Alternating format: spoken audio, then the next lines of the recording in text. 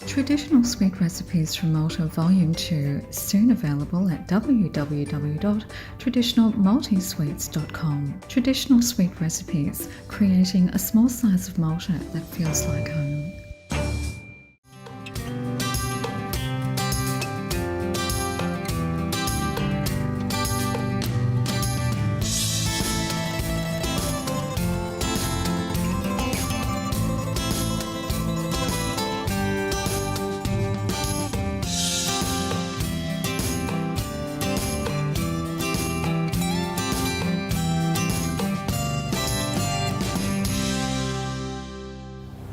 Merħba, jiena Marlene Scicluna insellmilkom u nirringrazzjakom li qed terġgħu tingħaqdu magħna għal dan il-programm bi produzzjoni kollha kemm hemm il-belt sabiħa ta' Melbourne. Matul l-ewwel 4 staġuni ta' dan il-programm kellna l-opportunità li niltaqgħu ma' Maltin Awstraljani li għamlu isem f'numru ta' oqsma li kemm il-darba ftit li xejn konna smajna bihom. Dan qed jerġa' jkun il-każ fil-5 staġun u fil-programm tal-lum ser nlaqgħukom ma' żewġ sportivi li qed jagħmlu isem fl-oqsma rispettivi tagħhom, l-arti marzjali u l-ġinnastika. Vincent Busuttil huwa espert tal-arti marzjali li kiseb rispett madwar l-Awstralja. Vincent, I called you a Shihan. What is a Shihan? Shihan is a Japanese title term. It sort of regards as a teacher of teachers. So, typical translation in Japanese, when you call your teacher sensei, but then people have different levels of senseis. Where did your passion for martial arts start? If I'm not mistaken, it started in Malta. Yes, it did. So when I was little, I used to be in the Hamroon Scouts. Oh. So the Hamroon Scouts are one of the best in Malta, and I started judo there with the Bedzina brothers. Right. Then we migrated to Australia, and obviously I wanted to find a similar judo system, and I started karate instead. So started when I was about 8 or 9 years old in judo, and then continued with karate when I came to Australia. So, yeah. Now, your experience in martial arts is vast. You also went to Okinawa in Japan. Tell us more about that experience and how it evolved you into what you are today. A very good question, because I did karate for a long time. I've been doing karate for 35 years, but around about the 26, 27 year period, for some reason I said I really need to go to the roots of where karate came from. So I went to Okinawa, and what happened is something phenomenal, because I discovered exactly how karate should be taught. And I discovered that there was a lot of sort of missing links to some degree from the karate that I learned. So I met an amazing teacher, Tara Sensei, which opened my eyes to learning more in depth about the Okinawan karate compared to the Japanese karate that I learned prior. So it's really almost going back to university and studying karate. So I've been going there every year for the last 5 years. Now, you are one of the highest ranking individuals, and I'm going to read this, under Tino Hanshi. Hanshi, yeah. An international Goju Kai system. Yes. Tell us more about this. So Tino Hanshi is one of my original teachers and masters. Tino Sobrano is Kate Sobrano's dad. He started karate in the 50s in Australia. He came here as a Marine, and basically he's renowned as the father of karate in Australia. And so most of karate in Australia linked to Tino. Amazing man. He only was here a week ago doing a seminar. We have him here once a year. He's about 75 years old. Oh. So that's the karate, the Japanese karate link that we have. And what we've done is, obviously, like I was saying before, we linked with the Okinawan karate version of the same system, which is Goju-Ryu or Goju Kai. So basically, the same system came from one master, but obviously there was a split in the system and different teachers. Now, you have held various roles, and you still do. Yeah. You were the National All-Stars Victorian Champion, yes. Victorian State Director, and ISKA Victorian President. Yeah, I no longer hold the ISKA one. I resigned from that. Tell us more about these roles. So these are I run tournaments in Australia, in Victoria. So as a director, so I bring schools together under one banner, and they compete. And we've got kids as young as 5, 6, 7 to people who are in their 40s and 50s that compete. So the ISKA presidency I held for about 5 years. I ran that, and I resigned, and now I'm involved with the Victorian and National All-Stars, and I run that tournament. The assistant national director for that. So my job is to run the tournaments. We run up to 4 tournaments in Victoria. We hold them at Darabin, at the Sports and Community Centre. We bring up to 50 schools together, and they compete on the day. They win medals.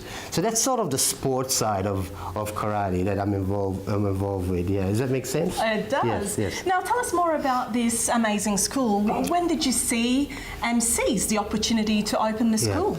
Well, I think every martial art practitioner, at one stage or another, they come to a point where they sort of feel like, look, I should maybe teach my own school.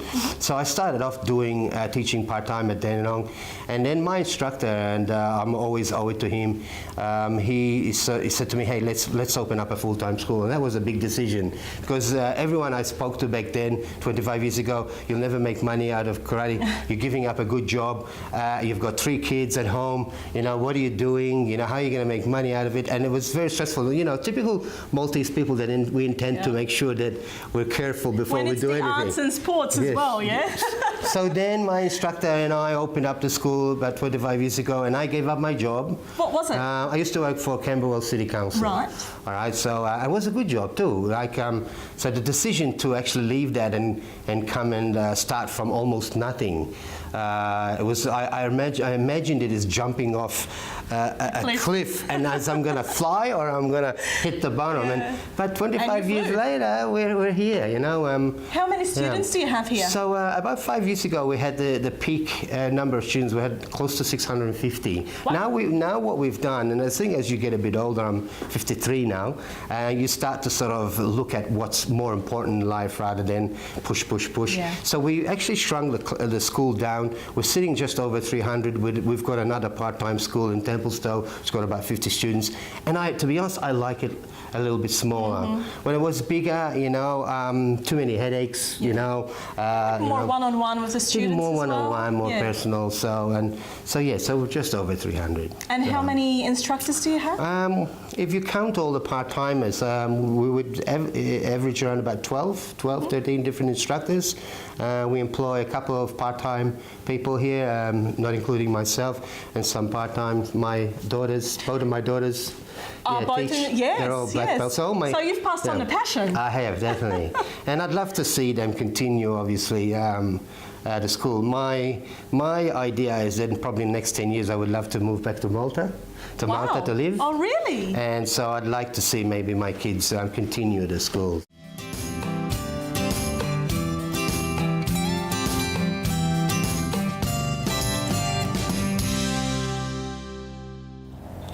Merħba lura fil-programm u nkomplu nitkellmu ma' Shihan Vincent Busuttil fl-Iskola tal-Arti Marzjali li jmexxi f'Heathmont.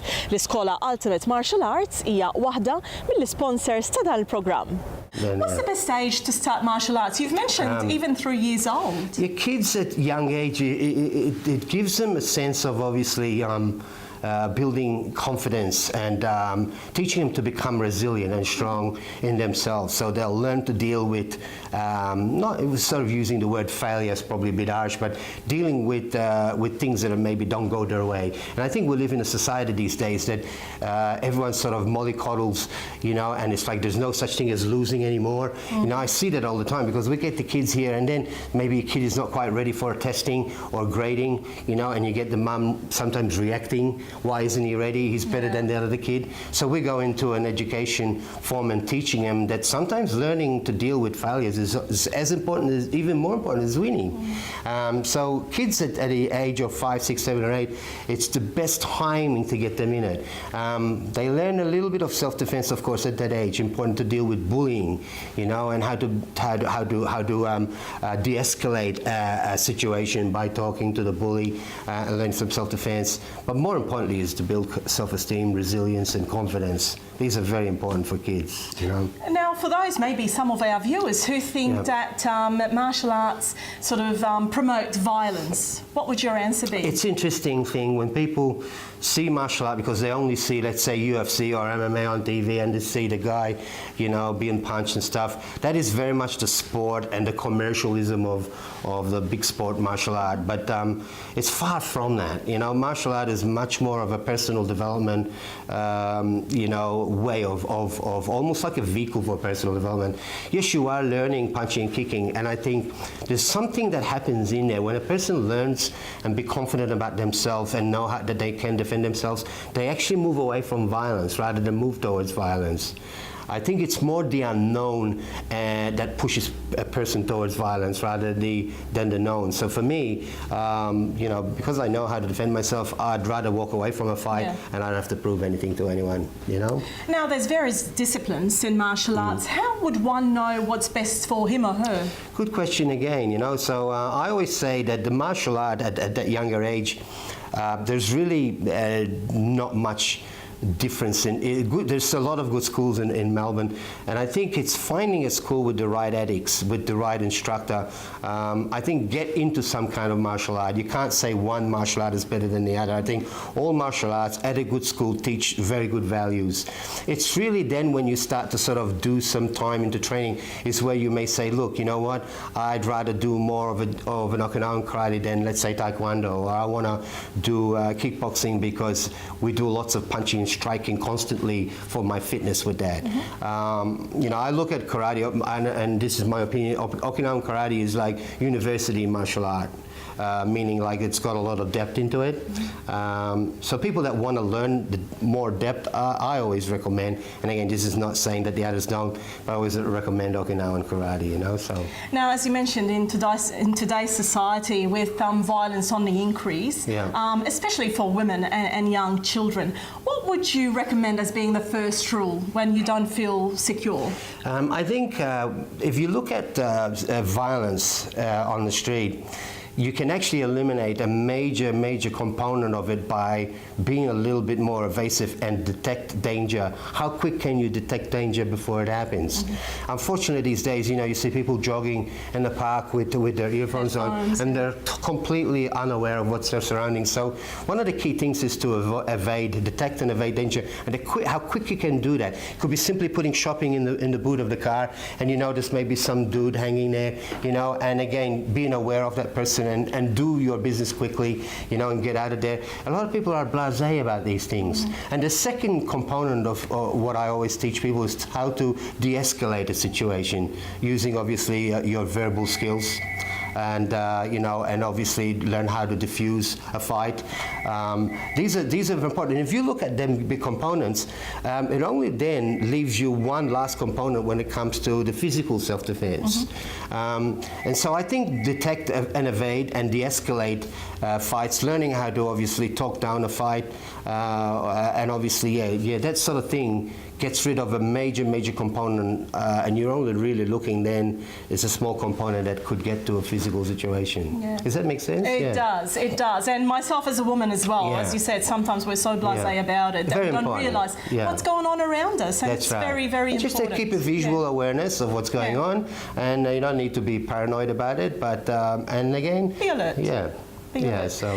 Let's talk more about your migration story. Forse naqilbu ftit għal-Malti issa, għax inti titkellem il-Malti tajjeb. Mhux ħażin. Mhux ħażin vera Malti tajjeb.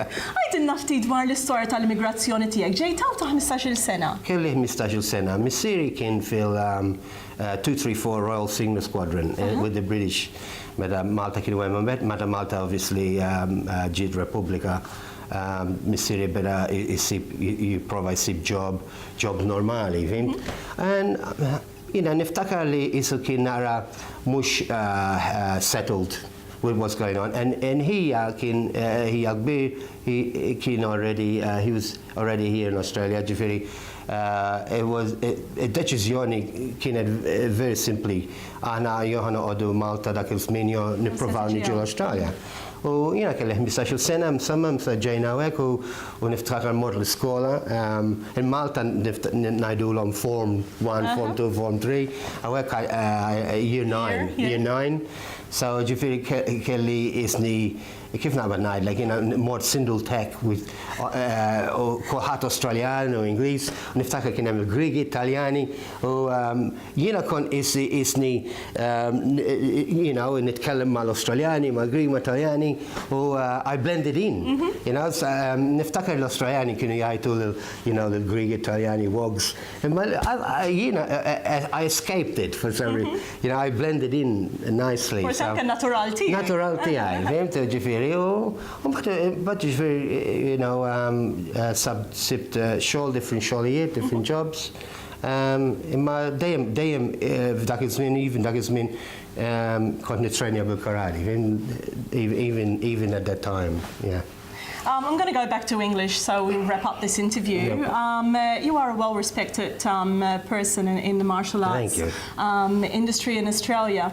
Your message to our viewers out there who sometimes will feel a bit maybe lost and insecure, yourself having come from Malta, having studied in Japan, martial arts, and now being an owner of this school, what's your message to our viewers out there? I think finding a community, people that are very positive frame of mind. I think if you're a bit reclusive, you'll find that you'll never experience and find out that your problems that you're facing, everyone's facing the same sort of issues and problems. So I think blending in and being around positive people. I hate to say it sometimes, eliminate negativity as much as you can. Don't let it get inside your head. Goes in one ear. Because people immediately gravitate to being negative, unfortunately. And I think stay positive, always have a positive outlook, and understand that it's like winter and summer. There's winter, always summer will come next.